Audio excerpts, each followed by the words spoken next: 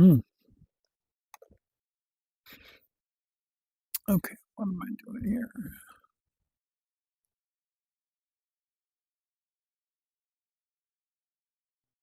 Here,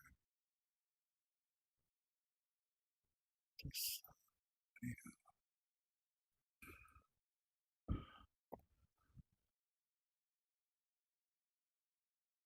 the orientation towards China be? Look, in Oof. Washington right now, not just under Trump, but this is true for Democrats, there's been a real rising level of antagonism towards China, a sense that we are locked in a profound competition, and such that advances that come from China are not celebrated. Each one is a new kind of threat. If they've gotten better at solar panels, instead of that being a boon for the global environmental ecosystem, we treat that as a danger to American, supply chain capacities. I think that's a huge mistake.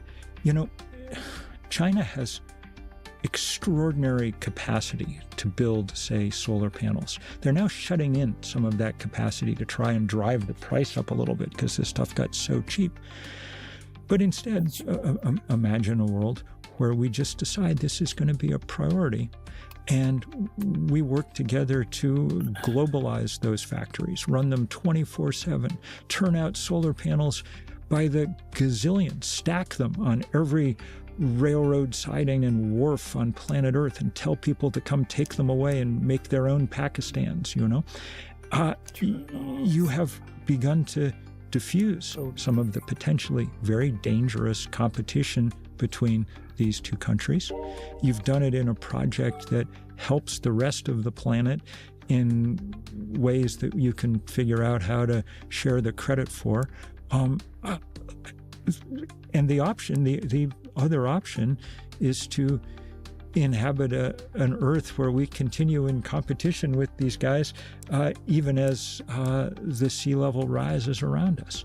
I think it's a no-brainer, I gotta say. There's both the question of having the technology and this question of deploying the technology. So even before Trump, you have this problem is beginning to affect the rollout of the IRA, which is one, it is hard to build a lot of what needs to be built. So the solar rollout was going really, really well. Wind turbines were tougher. A lot of wind was undershooting the expectations of modelers. And the other big problem we're facing is transmission lines. So you build a big, solar array or wind farm, you've got to get that energy from where it's generated to where it's going. We've seen the construction of interstate transmission lines fall. There was an effort, this was like the big mansion compromise sidecar that progressives fought and helped kill, but it had both like the acceptance of a large natural gas pipeline, but also would have had pretty big reforms on how you site interstate transmission lines. That didn't pass. And so the transmission lines problem has just kind of festered. We have the technology, but we have to build and move it in a way that is less sexy than sometimes just thinking about the solar panels can be. What do we need to do there? So, a few things. One, the Biden administration was deeply committed to building this stuff, and they were actually getting a lot of it done. They had in the White House a team of people who were shepherding each one of these transmission projects through its various hoops, and that was important work, and it was sad that it's disappeared. Obviously, the Trump administration is not going to allow any of this. They'll shut it down everywhere. But there are a few technological aids here. We've actually figured out how we can more or less double the flow of electricity across a lot of transmission lines just by changing the wire that hangs from those poles. And that prevents very few permitting problems. And it's beginning to happen in lots of places.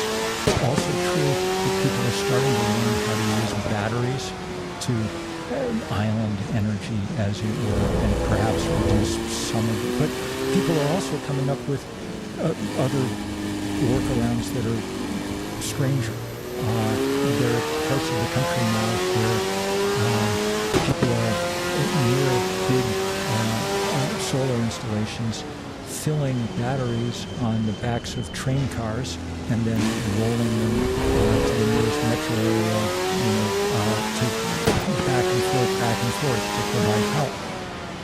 In the end, there's going to need to be, and we have some politics back in Washington, there's going to need to be some kind of way forward there where we figure out how to do it. And how that deal gets structured will depend on, as it always does, the strength of the competing political forces. Well, I want to ask you what the deal should be. Yeah. I mean, one of the other transmission lines is that this all gets sort of bucketed out on farming reform. Yeah. Farming reform is generally understood as first like a right of center thing, and then sometimes it's like a bipartisan deal-making space.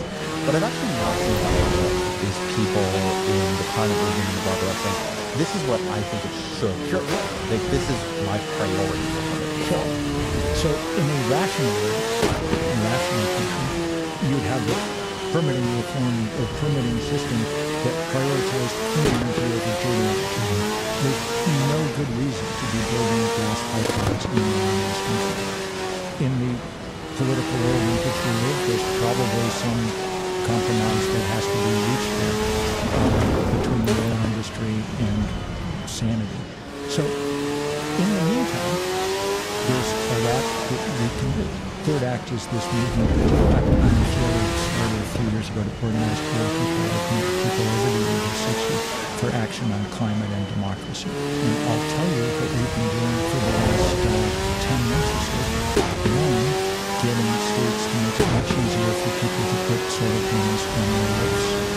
Americans pay 3 to 5 times as much as Europeans or Australians for a home solar system, not because of the cost of the panels, even with tariffs, it's de minimis. It's because we have way too much bureaucracy here. Every jurisdiction, and there are 15,000 of them in the United States, every town, every county has its own zoning code, its own team of inspectors. They want you to, they want to climb up on the roof and they want you to send them diagrams. This is not how it works in the rest of the world. In the rest of the world, buying a solar panel is like buying a refrigerator. You call up the guy Monday, by Wednesday he's up on your roof. By Friday you're connected to the grid. That's why 40% of homes in Australia have solar panels. That makes it very cheap if you go fast after. There's an app for this. The National Renewable Energy Lab, before it was trashed by the administration, produced what's called Solar App Plus. It's an instant permitting. You type in the address of the house you want to put it on, the kind of equipment that you're going to put up there. If the computer likes it, it prints you out a permit, you're up on the roof, ready to go to work. We've managed to get that legislation done in a bunch of places now. Even more strikingly, less numerically significant, is what Third Act and a few others managed to do over that 8 months with what we're calling balcony solar or plug-in solar.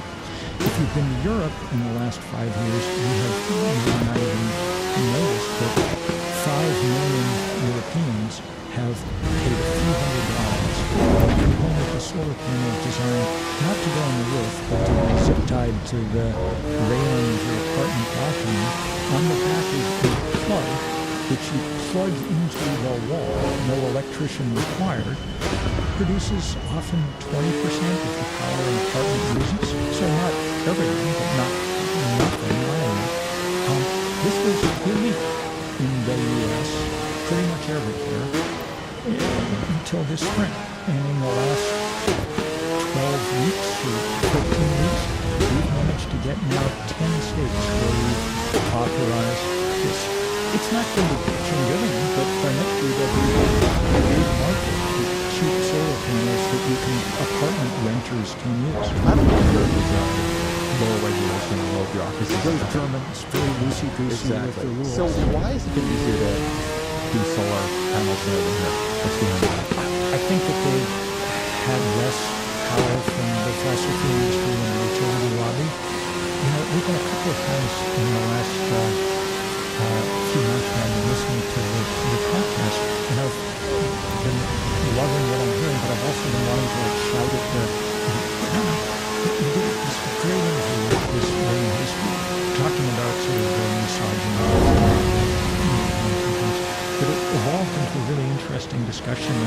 aesthetics and political aesthetics and what they look like.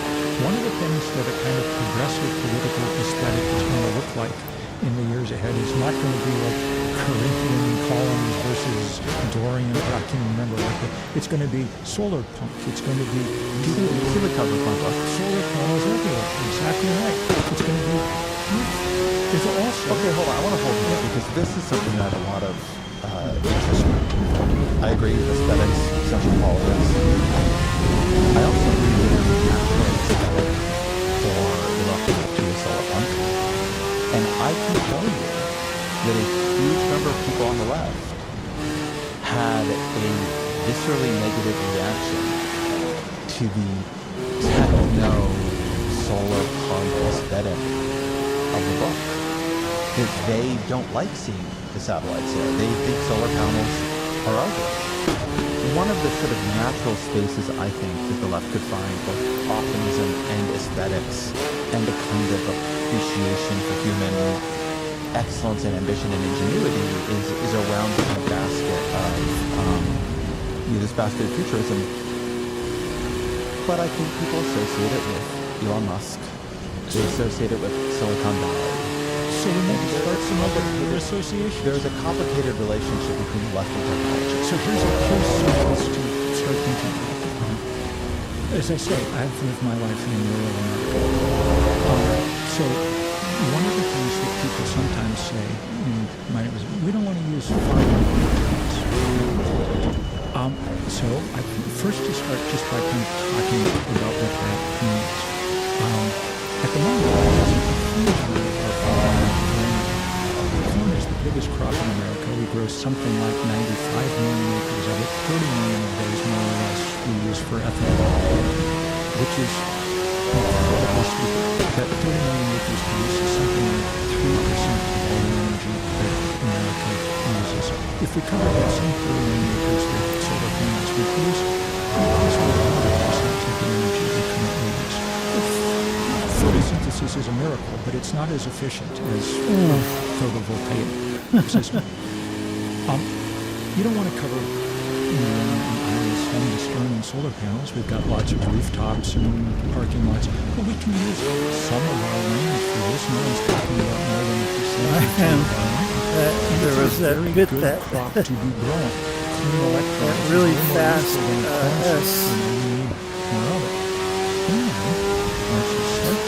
totally got saved by the traction control. One of the virtues of this crop is you don't need to pour nitrogen and phosphorus on solar panels to make them work. The stuff that washes down the Mississippi River into the Gulf of Mexico and forms this giant marks of dead zone in the Gulf of Mexico. Oh, look at that sky! You're left just half the field to do something else with. It's now traveling under the clunky name of agrovoltaics, but this is actually the biggest new canvas for human ingenuity that we've had in a very long time on this planet, and people are doing fascinating things with it. It turns out that on an overheating world, there are a lot of things that would like some shade. One of those things are deserts where it's able I'm allowed to go more moisture. It's possible for that crust in the bionic crust in the desert. I think they just did that was the Touristfarting. This is 24 hours. Stopping the giant sandstorms that have come out of China. But you can do lots of other things. In Vermont, where I live, one of the things that we've done in a lot of solar farms is interplant the rows with wildflowers and weeds that are attractive to native pollinators. And the numbers are astonishing. We find 10 times more of these insects than we did in the farm field that was there before. And what does that mean? It means that the surrounding farms and I think orchards that's my first ever lap that I made it through. I didn't hurt the car at all. These things and you can do.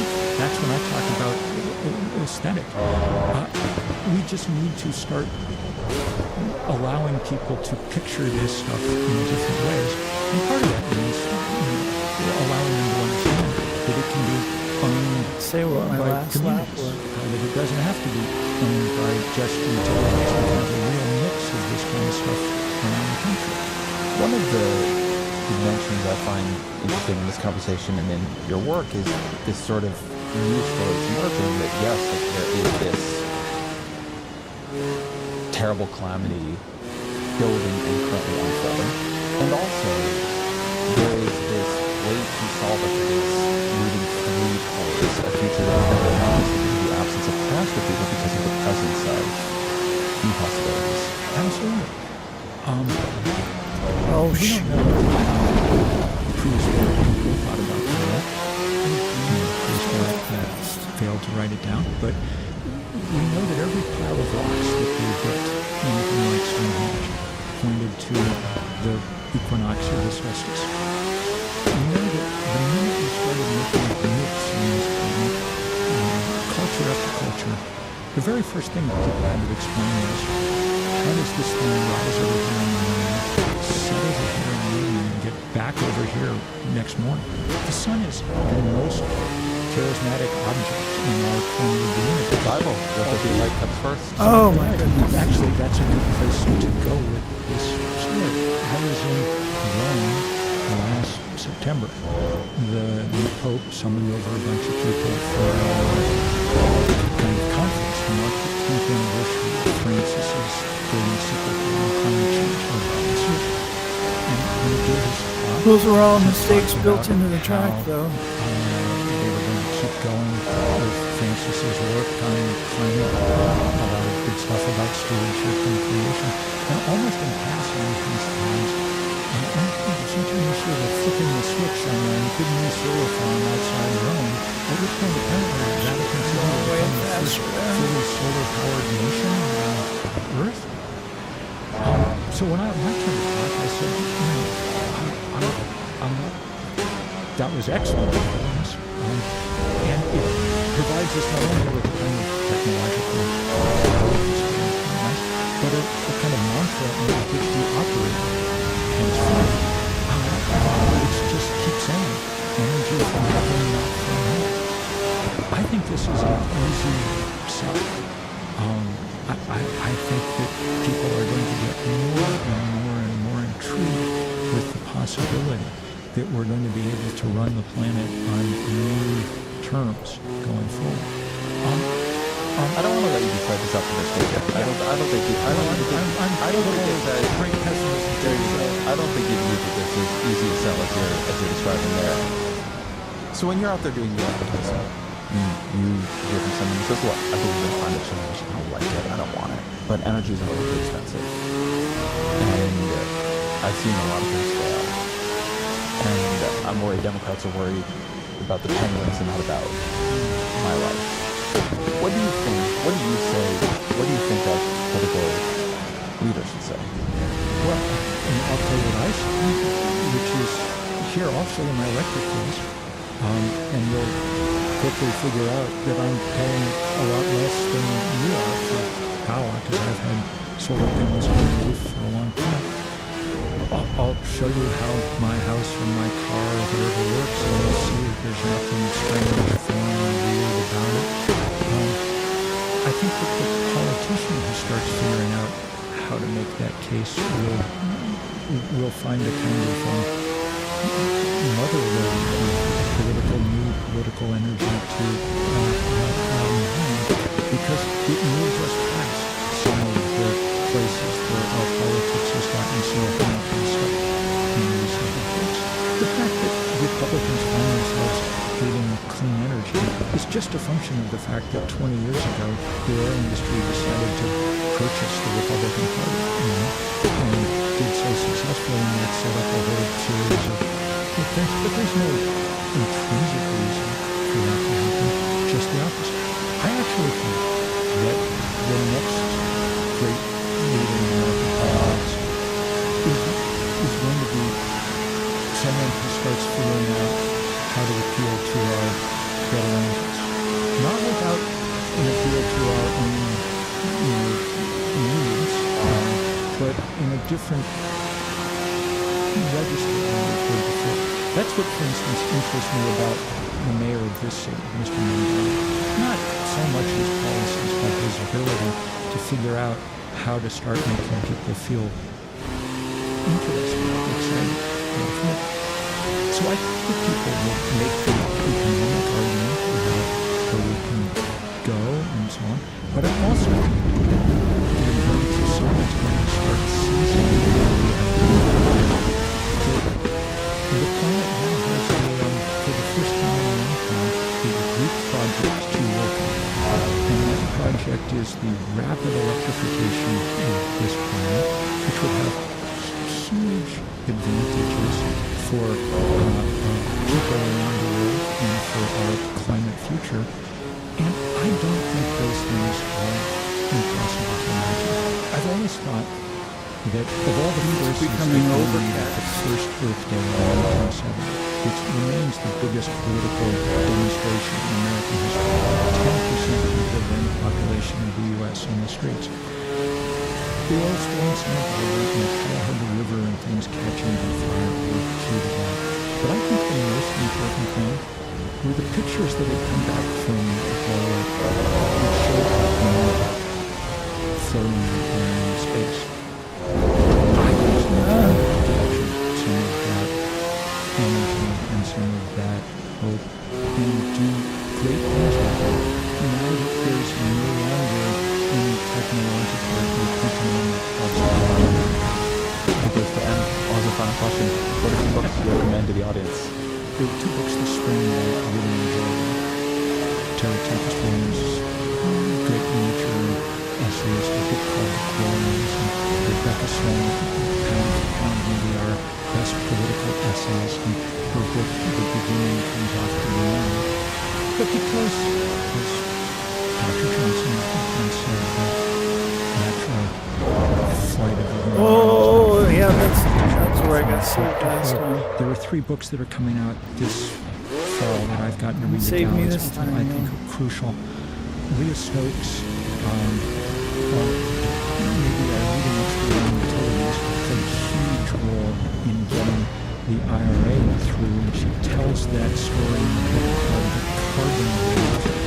It's a great kind of body of the story because she was writing much of the IRA while she was in the All right, I'm about to get kicked off from the trends. in the rest of it. I might be able to make this another lap, though. Freeman's reporter on a lot of climate energy issues and larger things. Past the finish line. How corporations have worked to treat. You can get some rain out of the sky. To today, which is how the oil industry has spent the last 40 years doing its level best to destroy our information system. The first big lie, and the one that really set the template for so many of the lies that mark our politics, was the lie that physics wasn't real and we didn't have to pay attention to it. The final book from Astrid Taylor and Naomi Klein, who you had on for a very memorable interview earlier this year, and who I think is the brains that flies behind the left. They have together a new book called End Times of Fascism and the Fight for a Living World. And it's coming out in the fall. That's all over my next interior. A lot of how progressives respond to the fix we find ourselves in. Bill McKibben, thank you very much. Thank you, Ezra.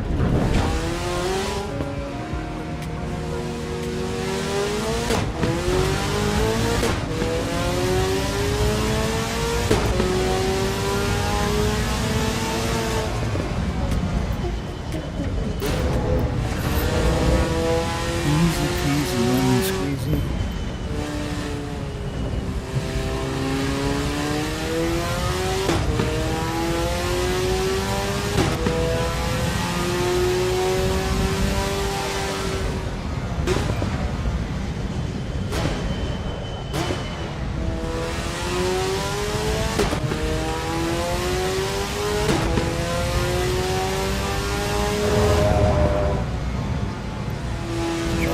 Drawing parabolas, that's all I'm doing.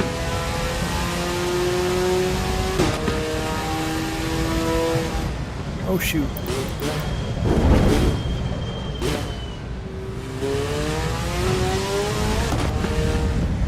I have a hard time not coloring outside the line. Well known criticism of me.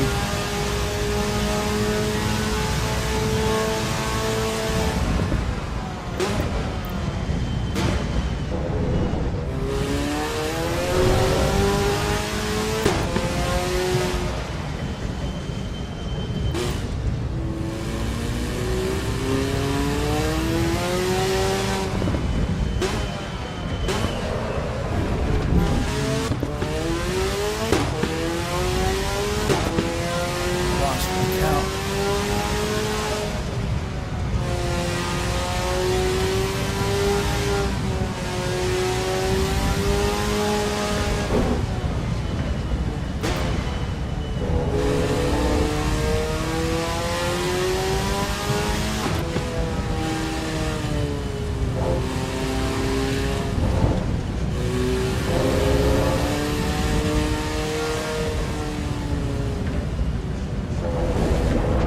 Oh, yuck.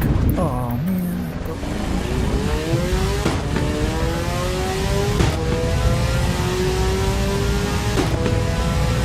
Still got my aerodynamics, though.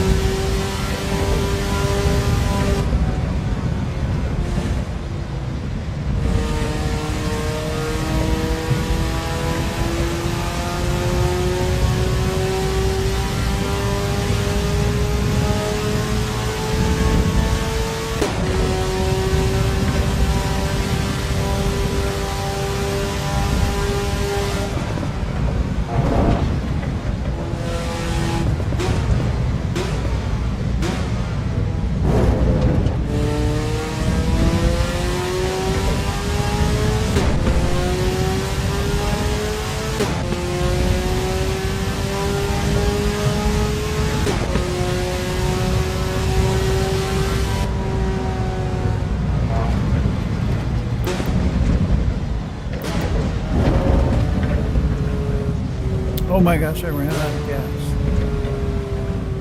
Ah, that's hilarious. Well, all right then. I'll have to be totally home.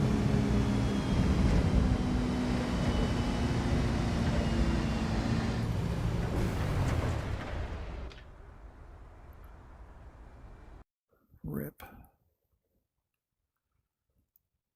Let's see what my replay looks like.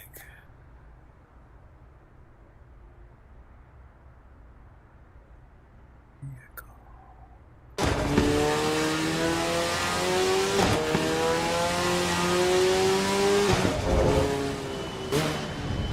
This is from earlier.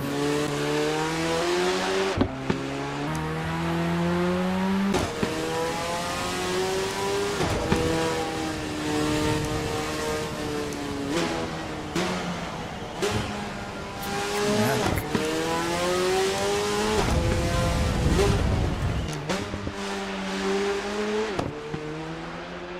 This is the, what is this? Controller. I guess this doesn't do much of anything, huh?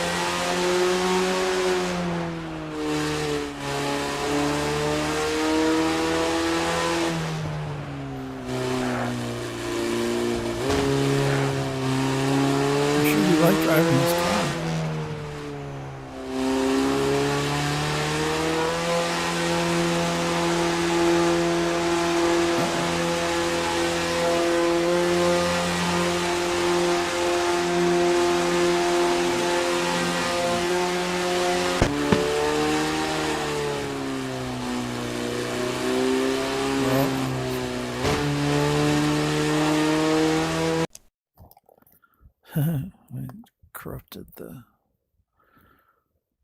Okay, well, whatever. I'm back.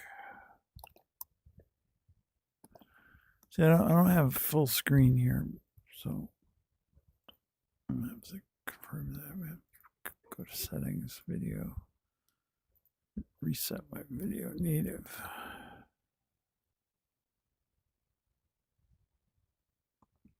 Uh-oh.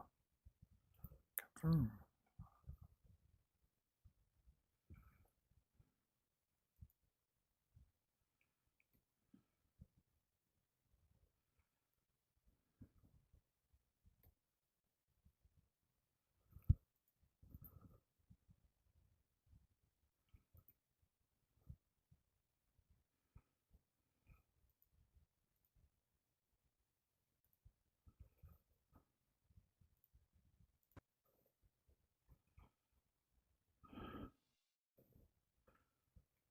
Anyway, I sure do like that car.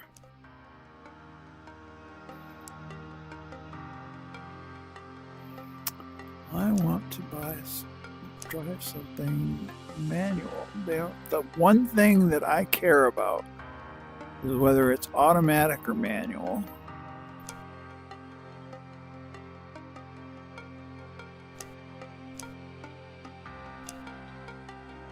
Oh.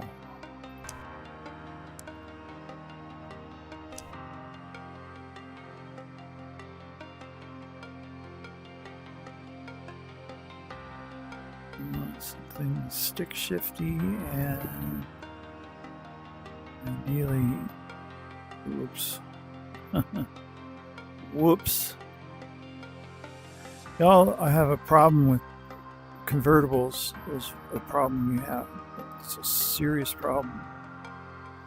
Y'all have not enough convertibles.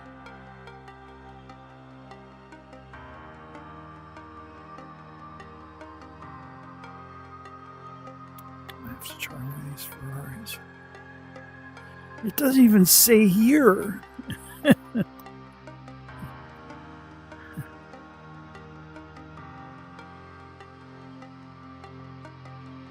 Christ. Manual. Good Lord. Do you guys not even understand cars?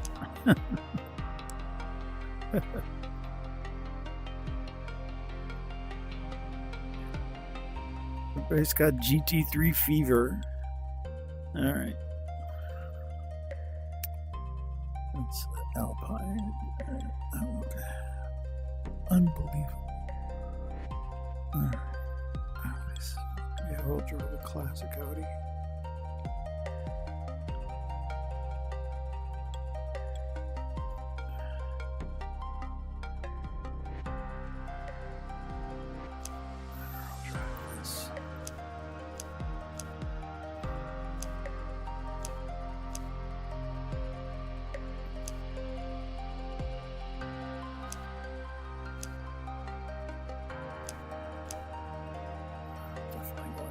Stripes. Oof. Track. Final.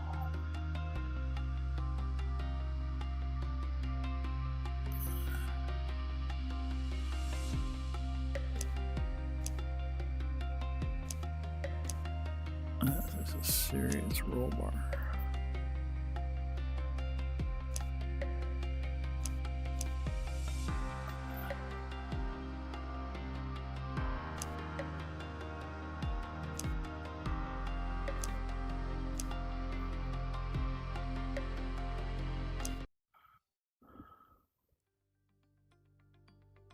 Oh, I'm gonna have to quit and come back.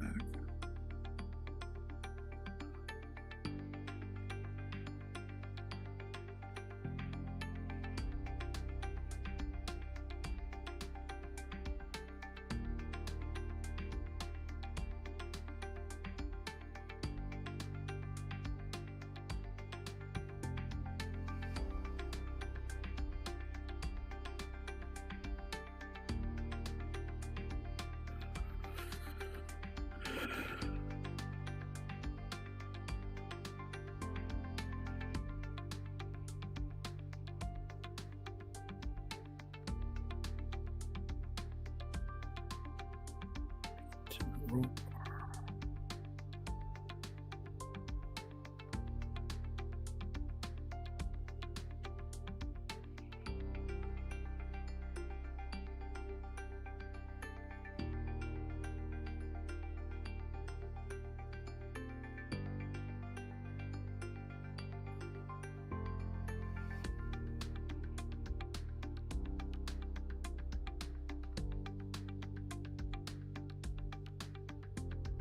Interesting.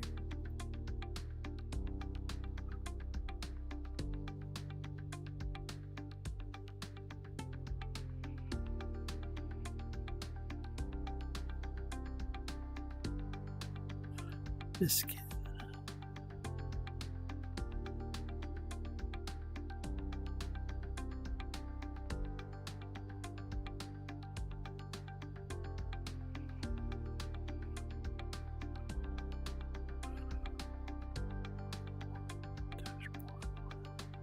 All right, I think.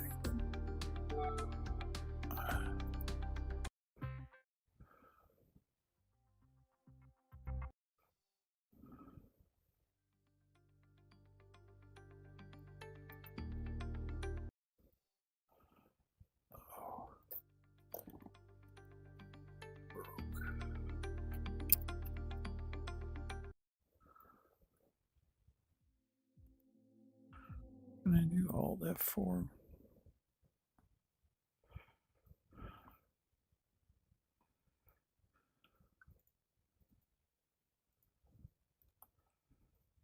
All right. Live chat.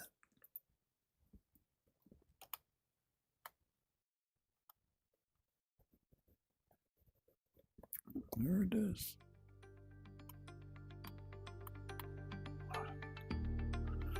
All right. Wowzers. Vehicles. Drive.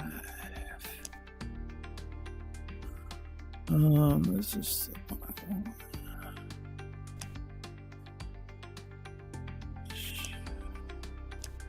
Let's just try this. We do one lap and then Cutrum.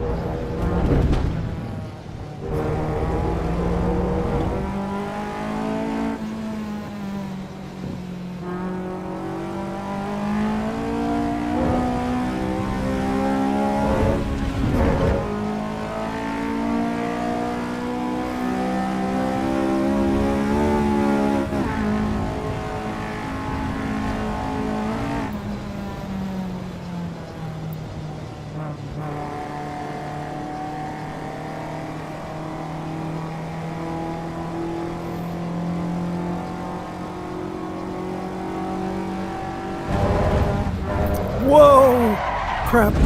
Crap, crap, crap, crap, crap, crap.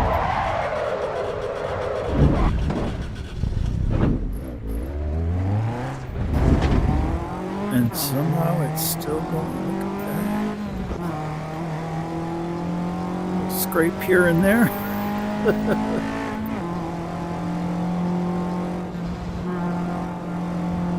These curbs are a little dangerous for you little Caterham.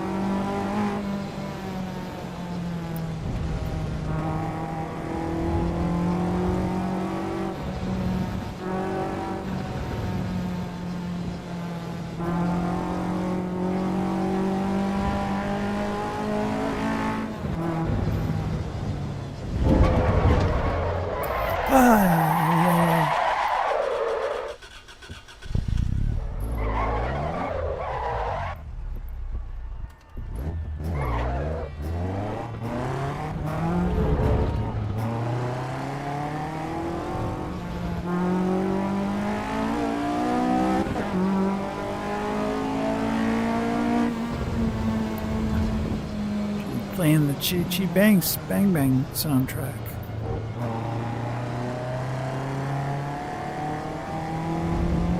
Chi Chi Bang Bang, Chi Chi Bang Bang.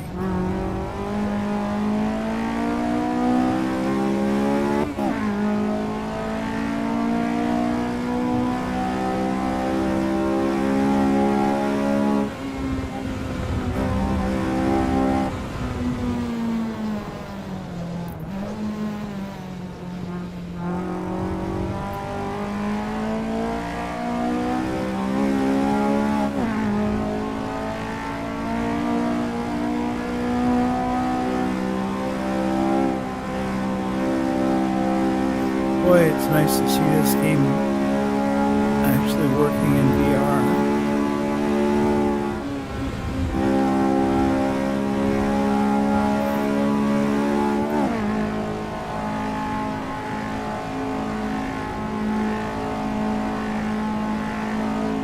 Looking forward to Rally being VR playable.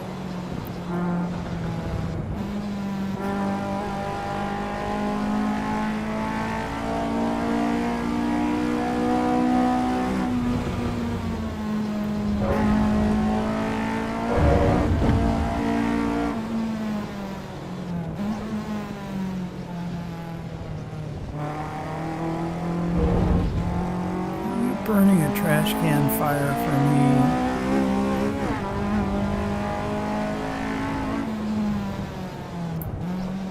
It's nice to have a fan base that appreciates the good things in life.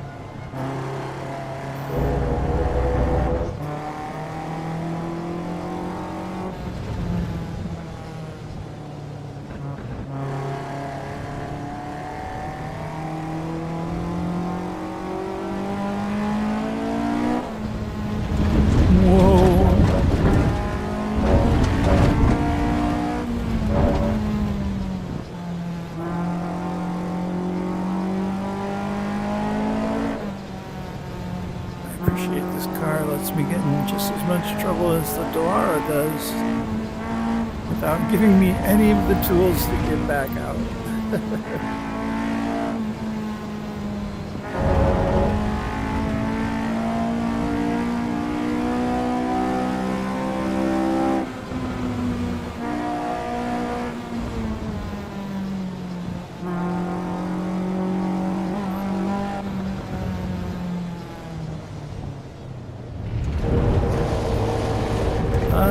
That's one of those turns in the Mount Panorama.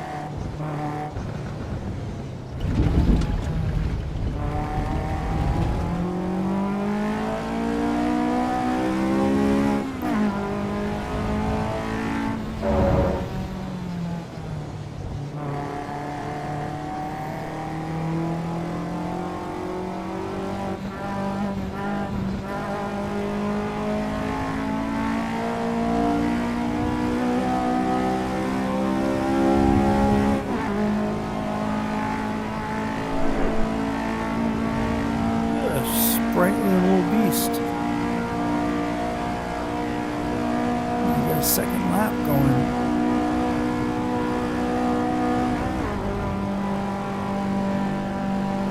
It's only a minute off the Dallara. There's nothing to be ashamed of there, little guy.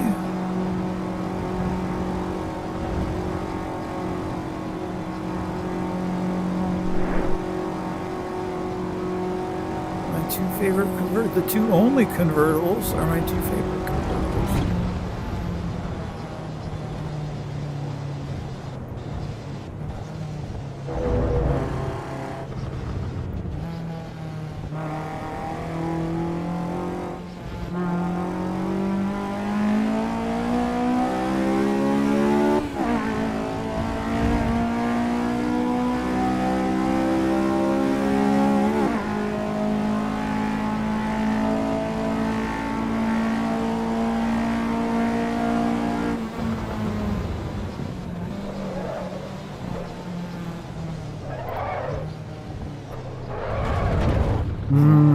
Homemade ABS. Pump that sucker.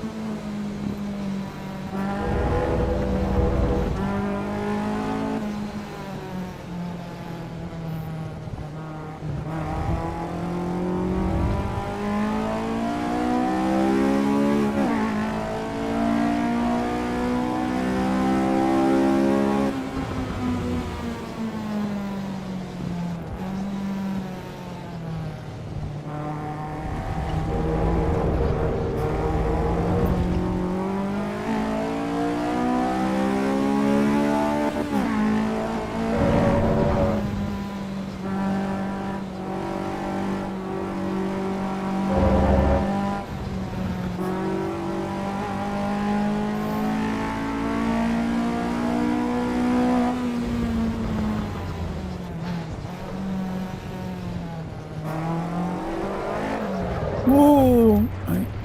I used too much jiggery pokery.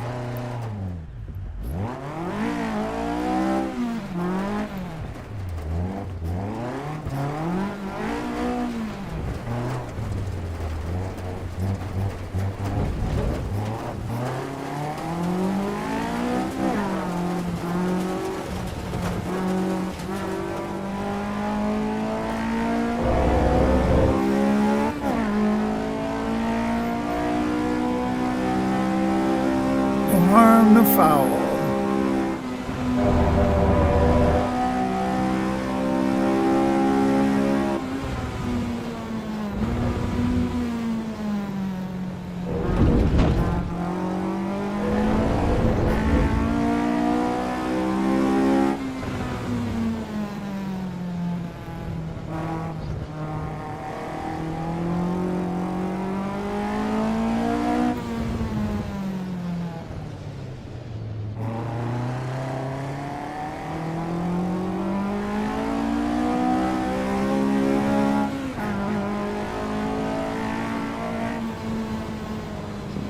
Oh crap.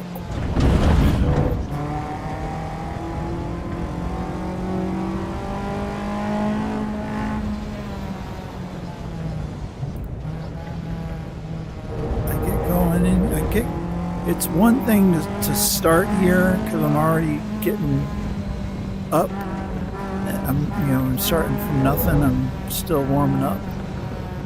But when I come in here on my second lap, it's like, whoa, shit. I gotta go really slow here.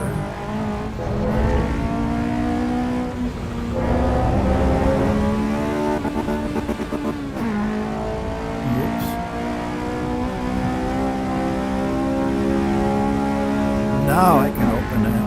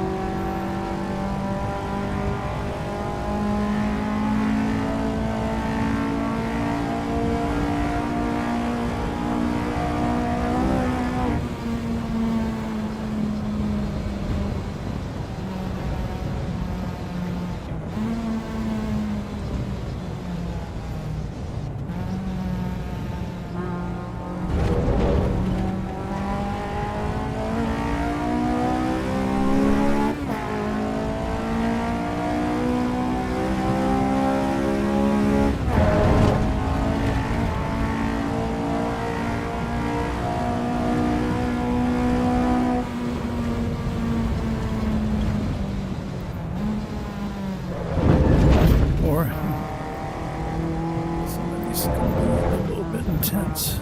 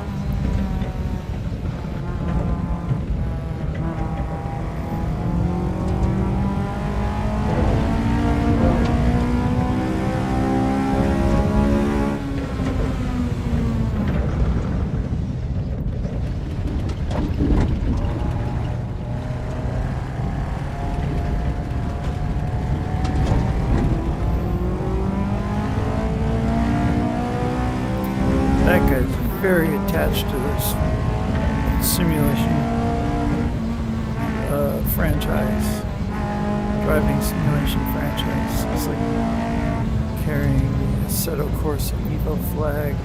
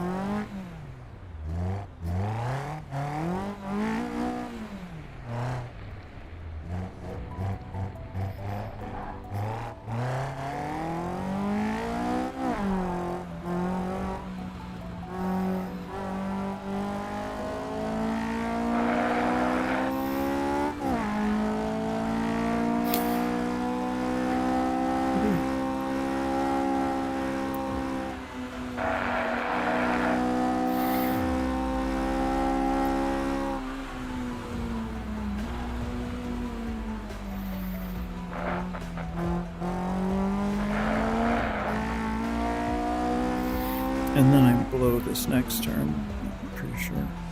Oh no, maybe the first time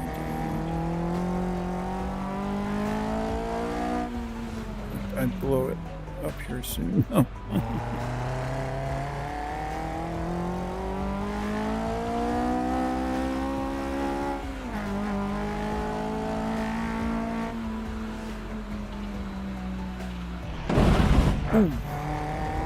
Oh, that's right. I hit that so hard. But up here somewhere is where I just really wrecked my hood. My hood off.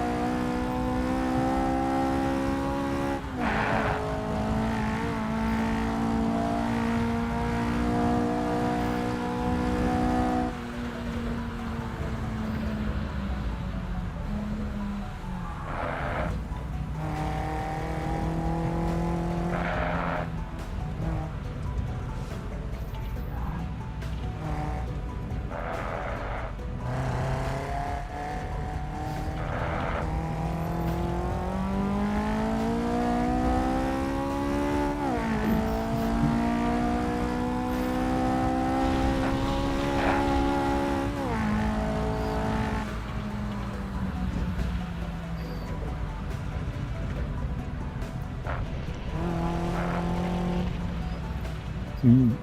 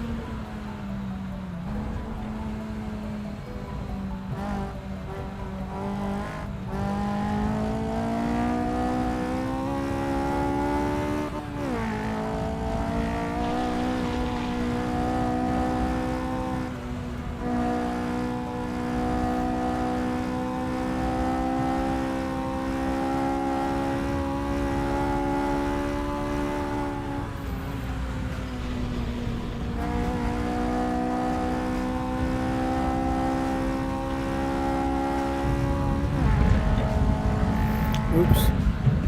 Oh, I missed the part. I must have accident. It's got it in between there and there.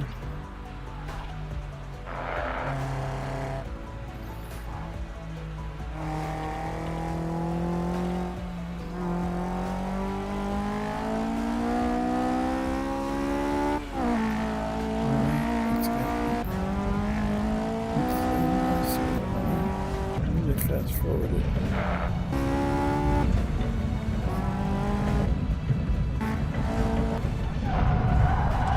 There's right there.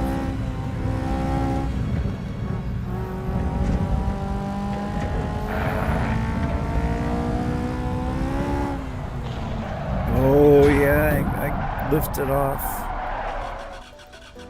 I lifted off.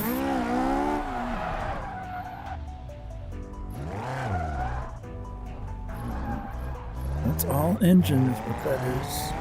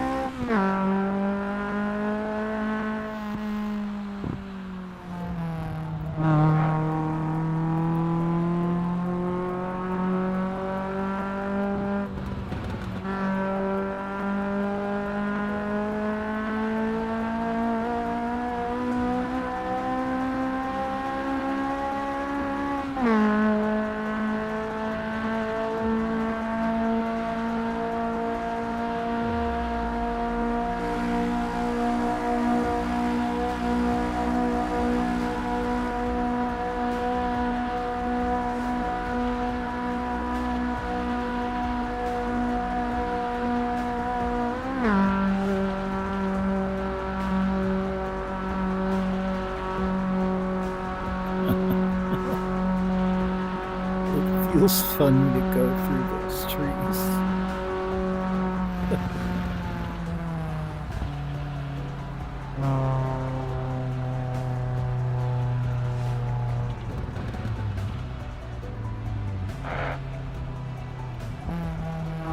I feels like they should be whapping me, but they're not.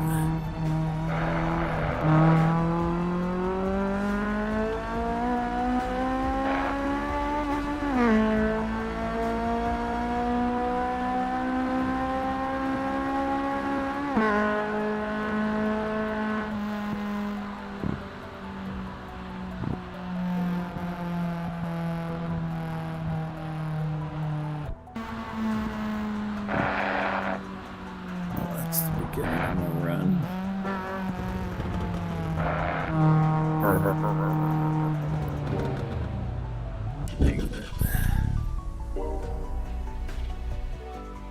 I abandoned my session.